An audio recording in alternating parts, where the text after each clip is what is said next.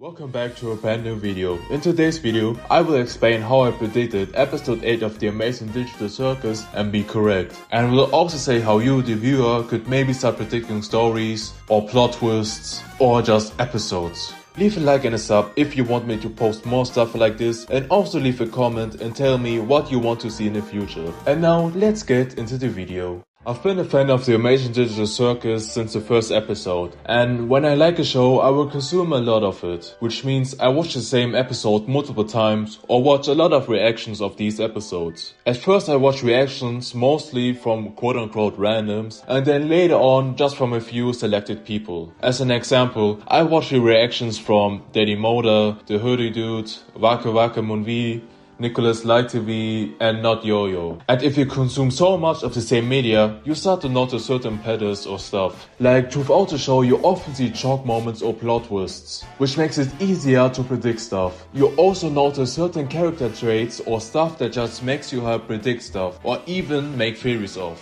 After episode 7 dropped and after I made an edit about it on my TikTok channel, Don't Be Toxic Be Nice 1, check it out if you want, I wanted to make a theory on the Amazing Digital Circus, so I decided to make a slideshow on my goloserranger account about my top 10 The Amazing Digital Circus theories that I came up with. And there I written down what the end of the show could be, but my fifth theory about Kinga was sorta right and came true in episode 8, which is quite nice. But anyways, time passed on, Glitch posted small teasers for episode 8, and then around 12 or 13 hours before episode 8 dropped, I came up with something. It was in my German lesson at around 9:45 am. We were allowed to listen to music by writing a characterization about a character from a German book. I chose to listen to a Happy Place song because I liked the song and I just wanted to listen to an Amazing Digital Circus song because episode 8 was gonna drop on the same day. So I listened and listened to the song until 10 minutes before the lesson ended. And then I realized something. The song seems similar to the teasers I seen on episode 8. And from my memory, the trailer they posted also seemed similar to episode 8. So I checked and looked at the teasers Glitch posted and I seen it. A lot of these teasers look weirdly similar to a Happy Place song. I also looked at the trailer and thought, yeah, it really does look similar. So after the German lesson ended, I began to gather evidence. I looked at the trailer and the teasers. I compared them and I seen similarities. I immediately put them into my editing app and started to think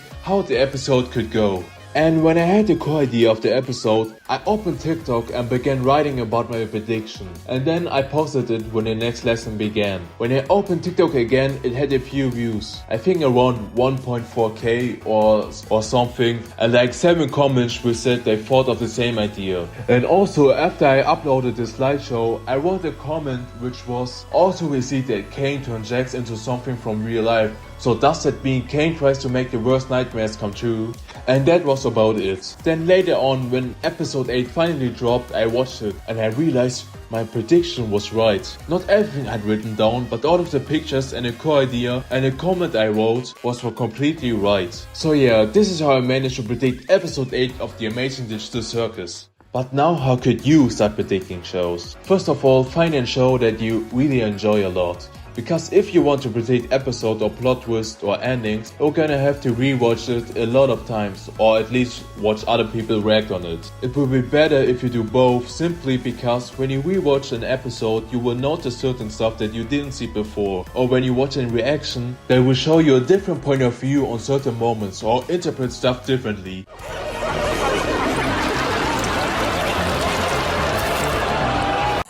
What the hell? I didn't know there was anything under the purple. I can't tell what this is.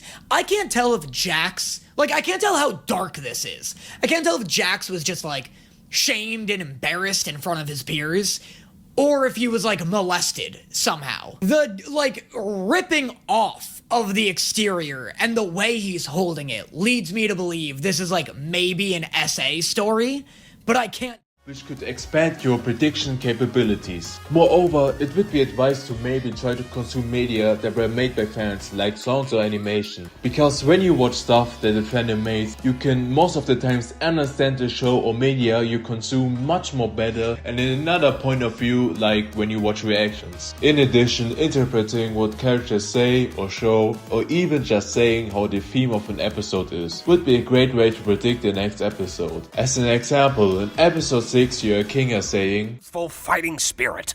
Man, I'm still missing a heart. This isn't fair. Huh? Oh, I got just the thing. Here, take this. Well, wait. What did you just do?